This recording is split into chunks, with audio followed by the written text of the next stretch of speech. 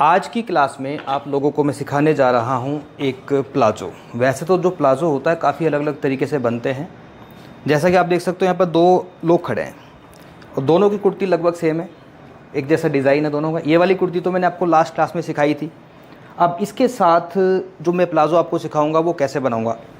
ये जो मैम है इन्होंने जो प्लाज़ो पहन रखा है, इनका प्लाज़ो है बिल्कुल नॉर्मल, ठीक है। मैं प्लाज़ो इनका भी नॉर्मल बनाऊंगा, लेकिन बनाने का जो तरीका मैं इस बार थोड़ा अलग लेके आया हूँ आपके लिए। कुछ नए तरीके से आपको सिखाऊंगा, क्योंकि जब हम प्लाज़ो में पॉकेट वगैरह लगाते हैं तो बड़ी दिक्कत आती है, क्योंकि जो ऊपर लास्टिक लगाने में प्रॉब्लम नहीं रहे। तो इस बार कुछ नए तरीके से आप लोगों को मैं प्लाज़ो सिखाने वाला हूँ और इस कुर्ती के साथ ही प्लाज़ो में बनाऊँगा। जनरली प्लाज़ो बनाने में जो फैब्रिक लगता है वो हमारा 2 मीटर या फिर किसी हाइट थोड़ी ज़्यादा हो तो 2.5 मीटर भी कपड़ा लग सकता है, लेकिन मेरे पास आज प्लाज़ो के लिए जो फैब्रिक है सिर्फ 1.5 मीटर है। अब 1.5 मीटर में से मैं प्लाज़ो कैसे बनाऊंगा, क्योंकि इसका अर्ज थोड़ा सा बड़ा है। अर्ज का मतलब होता है कपड़े की जो विड्थ है, कपड़े की जो चौड़ाई है वो थोड़ी सी ज़्यादा है। तो ये भी चीज़ आपको सीखने को मिलेगी, अगर थोड़ी सी कपड़े के अर्ज ज़्यादा हो तो किस तरीके से आप प्लाज़ो की कटिंग कर सकते हो और कैसे इसकी कटिंग होगी, कैसे स्टिचिंग होगी, ये आपको मैं सिखाऊँगा। और सिखाने से पहले आप लोगों को मैं बता देना चाहता हूँ कि 1 जुलाई से हमारा एक नया बैच स्टार्ट होने जा रहा है लाइव क्लासेस का। अगर आप भी हमसे घर बैठ के स्टिचिंग सीखना चाहते हैं, स्क्रीन के ऊपर आपको 2 नंबर दिखाई दे रहे होंगे, इन नंबर पर कॉल करके आप पूरे कोर्स की डिटेल्स हमसे ले सकते हो। तो अब शुरू करते हैं आज की क्लास और सीखते हैं कुछ नया। पैंट या प्लाज़ो बनाने के लिए हमें टोटल 5 मेजरमेंट चाहिए। अगर आप बेल बॉटम स्टाइल में बना रहे हो फिर आपको 2 मेजरमेंट एक्स्ट्रा लेने होते हैं, लेकिन हम बेल बॉटम नहीं बना रहे। बेल बॉटम में एक तो आपको घुटने का नाप लेना पड़ता है और वेस्ट टू नी आपको लेंथ रखनी पड़ती है, क्या लेंथ है। लेकिन हम बिल्कुल नॉर्मल प्लाज़ो बनाएंगे तो 5 मेजरमेंट चाहिए। कौन कौन से? लेंथ, वेस्ट, हिप, थाई और बॉटम। लंबाई, कमर, हिप, थाई और जो आपको बॉटम रखना है वो क्या रखना है। तो इनका मैं मेजरमेंट ले रहा हूँ। लंबाई बताओ भाई, कहाँ पर आपने बांधना है। इन्होंने जो प्लाज़ो पहन रखा है रेडीमेड, इसकी लेंथ आ रही है, एंकल लेंथ है वो है 36। तो इतना रखूँ, थोड़ा सा बड़ा करूँ उससे, 37 कर दूँ? ओके, तो लेंथ कर रहा हूँ मैं 37। दूसरा मेजरमेंट रहेगा कमर का। कहाँ पर बांधते हो? यहीं पर। कमर का जो साइज़ है इनका वो है 33। इसके बाद हिप राउंड।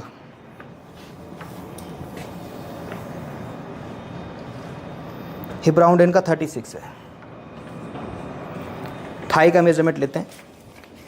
थाई का मेजरमेंट आपको कैसे लेना है, जब भी आप पैंट या प्लाज़ो का नाप लेते हो तो बिल्कुल कई बार क्या होता है, जो बिगिनर गलती करता है वो नीचे से मेजरमेंट लेता है, जबकि थाई हमारी यहाँ से आती है, इस जगह से बिल्कुल ऊपर से मेजरमेंट लेना है। इनकी फिक्स थाई कितनी है?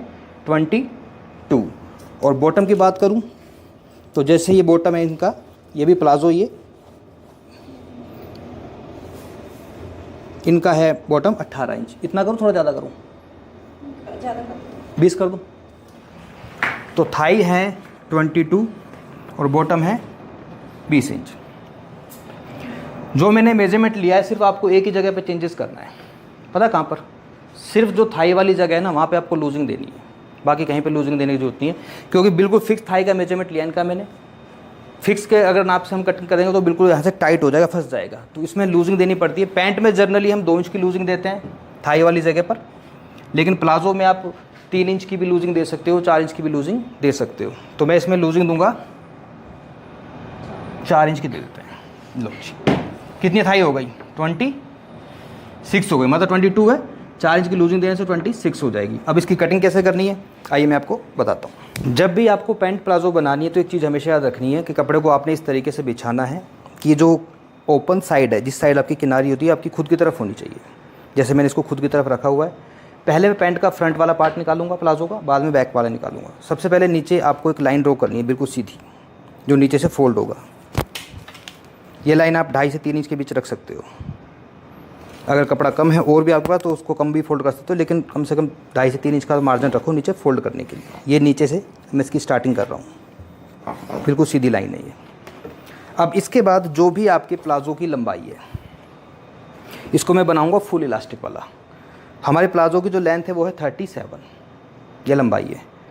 लेकिन इसमें मैं जो बेल्ट लगाऊँ, वो इलास्टिक वाली पट्टी लगाऊँगा वो अलग से लगाऊँगा मैं। एक तो होता है कि उसके साथ ही फोल्ड हो जाती है, वो वाला नहीं बना रहा मैं। हम आपको प्रोफेशनल तरीके से सिखा रहे हैं। उसमें पता क्या प्रॉब्लम आती है, उसमें कि आपके आसन में दिक्कत आती है, खिंचाव आता है, लेकिन इसमें खिंचाव नहीं आएगा। जो भी आपके पैंट या प्लाजो की लंबाई है उससे आपको 2 इंच लंबाई कम ले लेनी है। अब जैसे लंबाई 37 है तो हम लंबाई लेंगे 35। अब आप सोचोगे ऐसे तो लंबाई कम हो जाएगी, कम नहीं होगी। जो लंबाई मैंने 2 इंच कम की है वो बाद में आपकी बढ़ जाएगी जब इसके ऊपर मैं पट्टी को बढ़ाकर लगाऊंगा। ये हो गई 35 लेंथ। इसके बाद निशान लगाएंगे हम इनका क्रोच एरिया का। आसन निकालना है तो ये जो लाइन मैंने ड्रॉ कर रखी है ना, इसी लाइन से क्रोच एरिया लेंगे यहीं से। इनका हिप साइज़ कितना है? 36 का 1/4 क्या होता है? 9 पे निशान लगा दिया प्लस 2 इंच, कितना हो गया इस लाइन से? 11। आपको 11 पे लाइन ड्रॉ कर देनी है सीधी। सर इसी में से इलास्टिक का फोल्ड करते तो 3 इंच एक्स्ट्रा रख देना। हाँ जी, लेकिन इसमें हम अलग से वो लेंगे। अब ये इनका क्या निकल गया? Crotch area. जो भी साइज हो सीधी लाइन से यहीं से उसका 1/4 लो और 2 इंच ऐड कर दो। अब इनका थाई का मेजरमेंट लेते हैं। थाई है इनकी 26, वैसे तो 22 है लेकिन 26 हो गई। तो 26 का हाफ कितना होता है? आपको 13 इंच पे निशान लगाना है। अब 13 इंच पे मैंने निशान यहाँ पे लगाया है तो नीचे भी आपको 13 इंच पे ही निशान लगाना है। ये मैंने निशान लगाया। अगर ऊपर से किसी का 14 आ रहा है, 15 है, उतना नीचे आपको निशान लगाना है। अगर 12 आ रहा है तो 12 पे नीचे निशान लगाना है, क्योंकि सेंटर इसका तभी निकलता है क्योंकि बॉटम कम है। अगर इसको मैं इस तरह से करूँ भाई, ऊपर से 13 है और बॉटम इनका है 20 इंच, मैं सोचूँ मैं यहाँ पे 20 पे निशान लगा दूँ तो उसकी जो शेप है ख़राब हो जाती है। एक साइड से तो सीधा है और एक साइड से क्रॉस आ रहा है तो वो हिस्सा खींचता है। हम इसका सेंटर से बॉटम निकालेंगे तो 13 इंच टोटल है। 13 का आधा कितना होता है? यहाँ से बॉटम निकलेगा। अब मोहरी इनकी रख रहा हूँ मैं 20 इंच, तो 20 का आधा होता है 10 और 10 का आधा होता है 5। 5 इंच इधर चले जाओ और 5 इंच इधर आ जाओ। इन दोनों निशानों को आपस में ऐसे मिला लो। किससे मिलाना है? लैग कर्व से। ये ज़रूरी है। अब इस लैग कर्व को खुद की तरफ फोल्ड कर लो।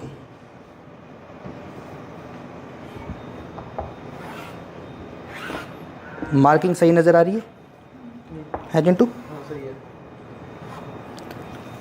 अक्सर पैंट या प्लाजो में एक प्रॉब्लम आती है कि इस जगह साइड से ना यहाँ से कईयों के उठा उठा सा रहता है। उस वजह से रहता है कि जैसे आप यहाँ से कटिंग करते हो यहाँ पे कोना बन जाता है। हमें इस कोने को ख़त्म करना होता है। देखो ऐसे इस तरह से, ये कोना नहीं बनना चाहिए यहाँ पर।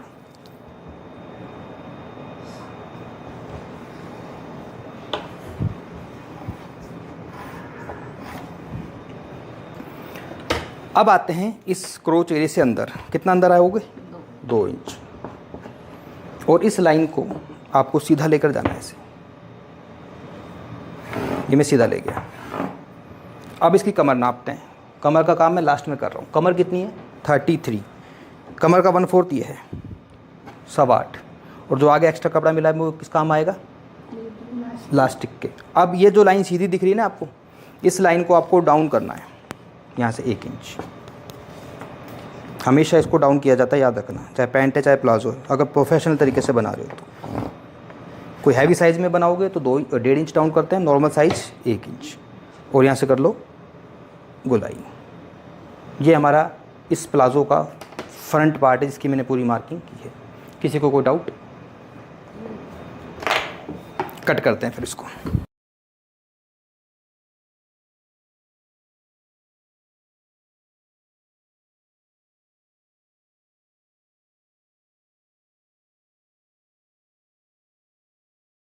ये है प्लाजो का फ्रंट पार्ट। आपको लग रहा होगा आसन तो बहुत छोटा लग रहा है। छोटा नहीं है, एक्चुअली 2 इंच बढ़ जाएगा ये जब इस पे ऊपर वो पट्टी लगेगी। अभी पीछे से और बढ़ेगा ये।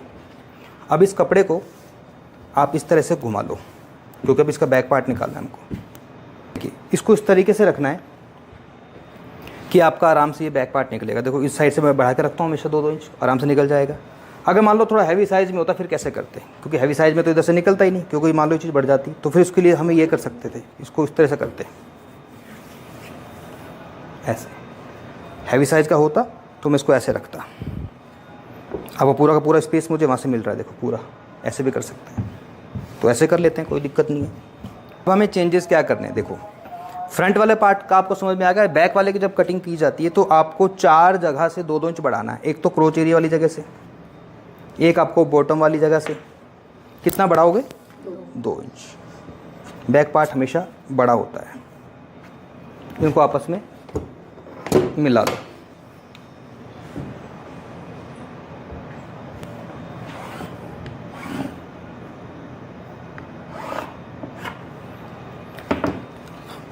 आगे से 1 इंच डाउन किया था मैंने, पीछे से 2 इंच उठा लो। जिनको ये लग रहा है ना आसन छोटा था, अभी देखना आसन इसका छोटा नहीं रहेगा, बिल्कुल एग्जैक्ट आ जाएगा, बिल्कुल सही आएगा। ये पीछे से 2 इंच इसको मैंने उठा लिया। इस साइड से नहीं उठाना, उस साइड से उठाना है। और 2 इंच ही आपको इधर से बढ़ाना है।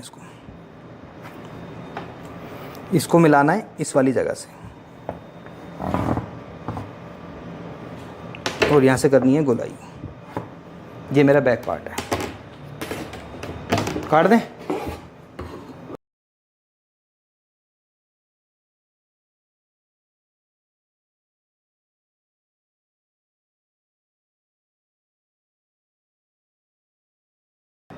ये प्लाज़ो हमारा कट चुका है। अब प्लाज़ो को बनाना कैसे, सबसे पहले इसके दोनों फ्रंट पार्ट उठाएंगे आप। बैक वाले को कुछ नहीं करना, फ्रंट वाले 2 पार्ट हैं, इसमें मैं लगाऊंगा पॉकेट। पॉकेट के लिए मुझे मार्किंग करनी है इसमें, तो मार्किंग के लिए हम इसमें लगाएंगे क्रॉस पॉकेट। क्रॉस पॉकेट का सिस्टम ये होता है कि सबसे पहले तो आप इधर एक लाइन ड्रॉ कर लो, जितना सिलाई में आपका मार्जिन जाएगा, इतना मार्जिन सिलाई में जाएगा साइड से। इस जगह से टोटल 2.5 इंच की दूरी पे आपको एक निशान लगाना है, ऐसे। अब इतना मार्जिन ऊपर भी सिलाई में जाएगा, आधा इंच के करीब। इधर भी निशान लगा लो, आधा इंच इधर लगा दिया, आधा इंच इधर लगा दिया। टोटल मैंने निशान लगाया है 2.5 पर। पॉकेट में हाथ डालने के लिए जो टोटल स्पेस चाहिए वो चाहिए आपको 6 इंच का। तो यहाँ से आपको 6 इंच पे निशान रखना है, और ये देखो कहाँ पर आ रहा है, यहाँ पर आ रहा है, इस जगह पर। तो आपने इस तरह से इसको 6 इंच पर जाके निशान को मिलाना है, ऐसे। Cross pocket.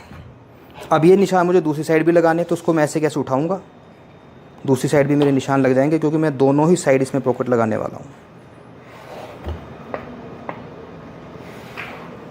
ये निशान मेरे इस साइड में भी लग चुके हैं।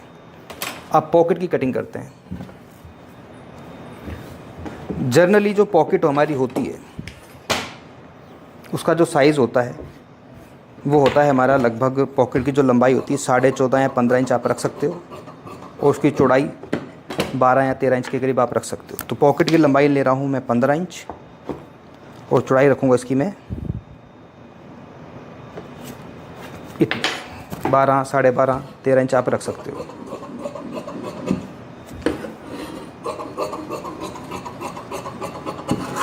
ये पॉकेट है मेरी। अब पॉकेट को मैं करूँगा डबल। डबल करने के बाद पॉकेट को कभी भी नीचे से सीधा नहीं रखते, आपको उसको हल्का सा टर्न देना है, ऐसे ज़्यादा नहीं, हल्का सा टर्न देना है। और ये टर्न होना चाहिए आपका 1.5 इंच, 1.5 इंच। यहाँ से इसको कट कर दूँगा, और ये दोनों के दोनों पॉकेट मेरी कट चुकी हैं। पॉकेट की कटिंग करने के बाद अब इसको कैसे बनाना है आपको मैं मशीन पर सिखाता हूँ। देखो, सबसे पहले इसकी मैं पॉकेट बनाने जा रहा हूँ। पॉकेट बनाने के लिए ना कई बार जो गलती कर देता है बिगिनर, वो गलती ये करता है, उसको ये नहीं पता लगता कि कपड़े को कैसे रखना है। तो जो पॉकेट वाला हिस्सा होता है ना, इसको तो रखना है सीधा। देखो ये पॉकेट में उल्टा सीधा दिख रहा है ना, ये कपड़ा सीधा है और ये उल्टा है। तो आपको पॉकेट को सीधा रखना है, ऐसे। गोलाई वाला हिस्सा नीचे की तरफ रहेगा, और जो ये वाला पार्ट है इसको उल्टा रखना है, इसके ऊपर पॉकेट सीधी, और इसको उसके ऊपर उल्टा ऐसे रखना है। और जो आपको स्टिचिंग करनी है वो करनी कहाँ पर है, ये जो मैंने निशान लगाया हुआ था, इसी निशान के ऊपर आपको ये सिलाई ऐसे लगानी है।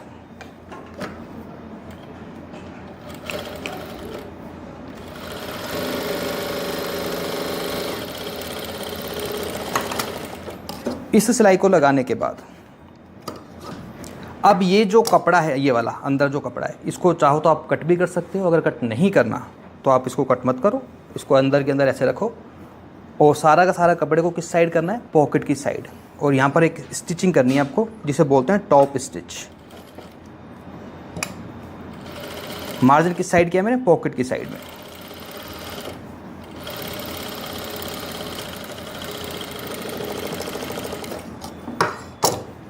अब इस सिलाई लगाने से फ़ायदा पता क्या होता है, ये आपका जो कपड़ा होता है ना, ये ऊपर की तरफ आएगा ही नहीं, मार्जिन नीचे ही रहेगा। देखो ऐसे। अब इसके ऊपर आप सिलाई लगा लो इस तरह से।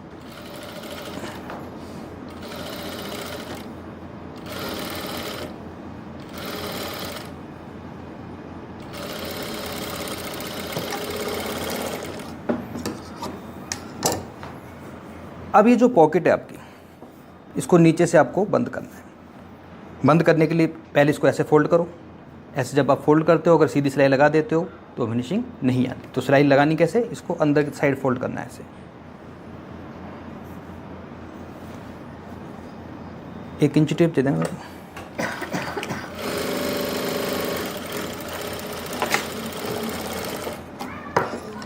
इस सिलाई को लगाने के बाद पॉकेट को मैं करूँगा सीधा, और कैंची की जो नोक होती है, इस नोक से इसको आप ऐसे निकालो। अब इसके ऊपर भी एक सिलाई लगा लेते हैं।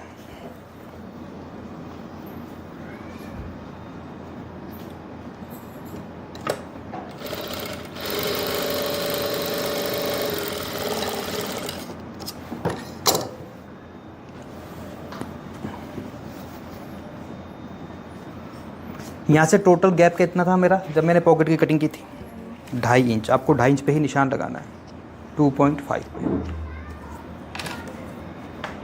ऐसे रखा है इसको मैंने।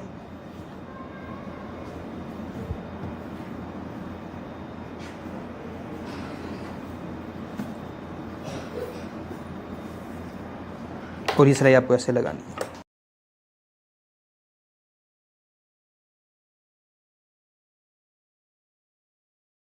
इधर से जो एक्स्ट्रा कपड़ा इसको कट कर देते हैं। इधर से जो एक्स्ट्रा कपड़ा है इसको हम ऐसे कट कर देते हैं।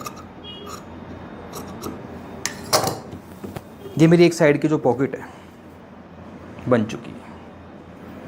आपको लग रहा होगा पॉकेट बड़ी है, बड़ी नहीं है। सिलाई आपकी यहाँ पर आएगी, इतना भी सिलाई में जाएगा। पॉकेट आपकी बिल्कुल नॉर्मल साइज़ की तरह बन जाएगी। ये मेरी एक साइड की क्रॉस पॉकेट बन चुकी है। ऐसे ही आपको दूसरी साइड की पॉकेट बनानी है। तो दोनों साइड इसमें मैंने ये क्रॉस पॉकेट को लगा लिया है। ये मेरा राइट हैंड है और ये मेरा लेफ़्ट हैंड है। दोनों साइड पॉकेट को लगाने के बाद अब इसका जो क्रोच एरिया, इसको हम आपस में जोड़ेंगे। बिल्कुल सिंपल इस तरह से इसको रखना है और इस तरह से ये सिलाई को यहाँ पर लगाना है। ये सिलाई आपको यहाँ पर लगानी है। और इसी तरह से जो बैक वाला पार्ट है इसका, उसके भी क्रोच एरिया को हमने आपस में ये सिलाई लगा के जोड़ लेना है। इस सिलाई को लगाने के बाद आगे फिर हम बढ़ते हैं। ये इसका बैक पार्ट है, इसका क्रोच एरिया की मैंने स्टिचिंग की है। इसको रख लिया मैंने इस तरह से सीधा, और फ्रंट वाले पार्ट की भी मैंने क्रोच एरिया की स्टिचिंग करने के बाद इसको ऊपर रखना है मैंने उल्टा ऐसे। अब बहुत सिंपल सी स्टिचिंग है। आपको देखो इसको ऐसे पकड़ना है, इधर से बिल्कुल सीधी स्ट्रेट ये जो सिलाई है आपको नीचे तक ऐसे लगानी है। यहाँ से सिलाई की शुरुआत होगी, बिल्कुल सीधा जाना है। ऐसे ही दूसरी साइड से भी आपको इस सिलाई को यहाँ पर ऐसे बिल्कुल सीधा सिंपल लगा लेना है। ये दोनों सिलाइयों को लगाने के बाद फिर आगे का जो काम इसमें क्या करना है वो मैं आपको बताता हूँ। तो इस प्लाज़ो में साइड की स्टिचिंग लगाने के बाद जो सिंपल सा काम था, जैसे इसको नीचे से मैंने फोल्ड कर लिया, जो कि काफ़ी इजी था। इस वजह से ये सिलाई दिखाने में मुझे लगा ज़रूरी नहीं थी। और साइड से भी इसको मैंने इस तरह से बंद कर लिया। मतलब कंप्लीट हो चुका है प्लाज़ो। अब सिर्फ इसमें रह गया है लास्टिक का काम। लास्टिक लगाने के लिए आपको एक पट्टी लेनी है। पट्टी की जो चौड़ाई है ये आपकी कम से कम 5 इंच तो होनी चाहिए। और इसकी जो टोटल लंबाई है, जैसे आप पट्टी देख सकते हो, मेरे पास पट्टी थोड़ी कम थी, इसमें मैंने एक जॉइंट भी लगा दिया। तो पट्टी इससे आप बड़ी ही रखो, छोटी नहीं होनी चाहिए। इससे जो एक्स्ट्रा पट्टी होगी उसको बाद में हम कट कर देंगे। अब इस पट्टी को कैसे लगाना है, देखो ये इसका फ्रंट पार्ट है, ये इसका बैक पार्ट है। आपको बैक वाले पार्ट से इसकी शुरुआत करनी है। कैसे करोगे, इस पट्टी को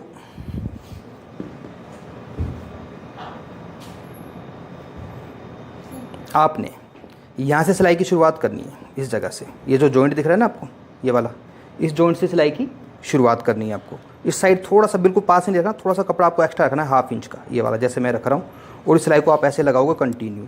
और जैसे सिलाई को लगाते हो आगे आपको क्या करना है वो मैं आपको बताता हूँ मशीन पर।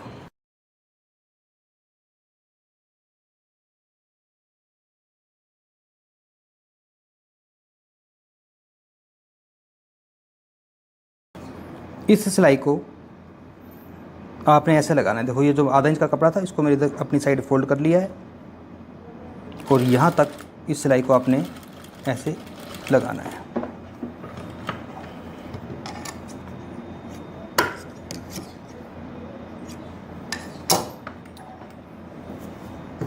सिलाई को लगाने के बाद अब ये जो कपड़ा है जो एक्स्ट्रा इधर से निकल रहा है ये वाला, इस कपड़े को तो आप कट कर दो यहाँ से।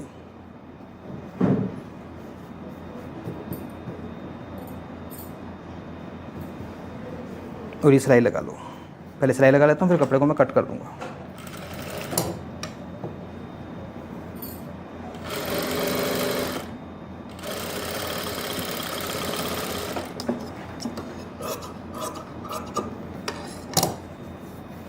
तो ये मेरी पट्टी कुछ इस तरह से आपको देखने को मिलेगी, तो यहाँ पर लग चुकी है।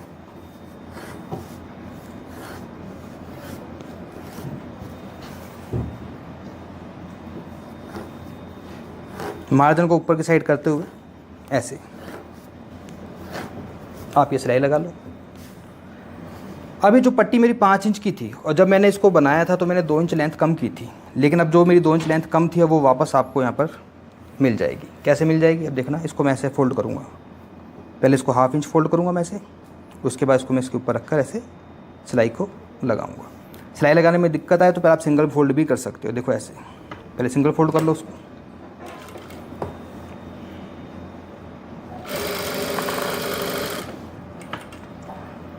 अब बस ये करना है आपको कि ये फोल्ड तो हो ही चुका है, यहाँ पर इसको ऐसे रखना है और आपको सिलाई की शुरुआत करनी है। सिलाई जब आप लगाओगे तो बिल्कुल इसी सिलाई के ऊपर आपकी ये सिलाई आनी चाहिए। देखो ऐसे। और सिलाई लगाते एक चीज़ का ध्यान रखना है, जैसे मैं सिलाई को लगाऊंगा तो जब आप इस सिलाई को ख़त्म करोगे तो ख़त्म करते समय जैसे मैंने सिलाई की शुरुआत यहाँ से करी है, तो इस सिलाई को आपने यहीं पर लाके ख़त्म नहीं करना, आपको थोड़ी दूरी पर आकर रुक जाना है। थोड़ा सा 2 से 3 इंच का गैप रखना है, ताकि इस जगह से इसके अंदर मैं इलास्टिक डालूंगा और बाद में इसको मैं बंद करूंगा। तो इस सिलाई को मैं कंटिन्यू करता हूँ। तो जैसा कि आप देख रहे हो कि इसकी जो पट्टी थी उसको मैंने लगा लिया। लगाने के बाद मैंने थोड़ा सा स्पेस रखा है यहाँ पर, क्योंकि यहाँ से मुझे इलास्टिक इसके अंदर डालनी है। अब इलास्टिक कितनी लेनी है, जितनी भी आपकी कमर होती है। जैसे हमारी कमर का साइज़ है कितना 33, तो अगर नॉर्मल साइज़ है किसी की कमर 30, 32, 34, 36 तक है तो आप 6 इंच इलास्टिक कम रखो। लेकिन अगर किसी की कमर ज़्यादा है, मान लो 40 है, 42 है, तो आपको इलास्टिक का साइज़ और कम करना पड़ेगा। कम से कम 8 इंच इलास्टिक आपको कम लेनी पड़ेगी। हमारा साइज़ है 33, तो 33 में यह है 33 जो आ रही है मेरी ये फिक्स कमर है। अब इसमें से मुझे 6 इंच कम करना है। ये 6 इंच मैंने कम कर दिया। कितना बचा, ये बचा टोटल 27। तो 27 इंच की इलास्टिक इसके अंदर लगेगी। इलास्टिक लगाना बहुत आसान है, आपको एक सेफ्टी पिन लेनी है। 1.5 इंच चौड़ी इलास्टिक ले रहा हूँ मैं। ये जो जगह मैंने छोड़ी थी यहाँ से एक छोर से इस इलास्टिक को मैं इसके अंदर ऐसे डालूँगा और दूसरे छोर से इसको मैं यहाँ से निकालूँगा।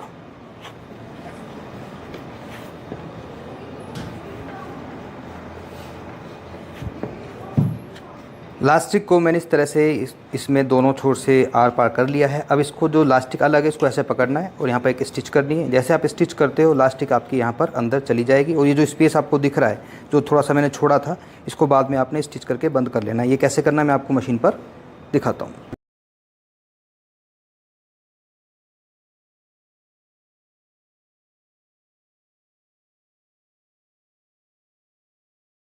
अब देखो लास्टिक को मैंने इसके अंदर लगा लिया। अब लास्टिक को पूरी अच्छी तरीके से इसमें चारों तरफ ऐसे खींच के रखना है आपको, ताकि इसकी जो गैदर्स हैं सभी जगह इक्वल हो सके। जैसे देखो मैंने इसको पूरा खींचा, अब लास्टिक पूरी सब जगह पे इसकी गैदर्स बराबर आ चुकी हैं। अब इसके बीच में लगाएंगे हम एक सेंटर में सिलाई। अब सेंटर की जो सिलाई है आप कहीं से भी शुरू कर सकते हो, आगे से पीछे से, कोई इशू नहीं है। और लगानी कैसे, देखो ये लास्टिक बीच में है, यहाँ से बैक साइड से मैं स्टिचिंग शुरू करूँगा। और लास्टिक को जब आप लगाते हो तो लास्टिक लगाते समय आपकी जो नीडल है वो बिल्कुल सेंटर में नीचे होनी चाहिए। जैसे मैंने इसको नीचे रखा हुआ है। कई बार क्या होता है आप सोचोगे फुट से वो दब जाएगा, फुट से नहीं दबता, वो जैसे पीछे खींचोगे तो वो निकल जाता है। तो ये सुई इसको रोक के रखती है। अब जैसे इसको रोक कर रखा हुआ है मैं खींच रहा हूँ, कोई दिक्कत नहीं है। अब सिलाई देखो मैं कैसे लगाऊंगा।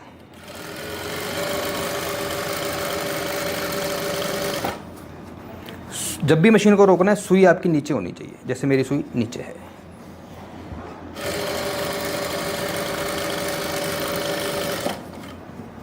पीछे से भी खींच के रखना है और आगे से भी इलास्टिक को खींच के रखना है ऐसे।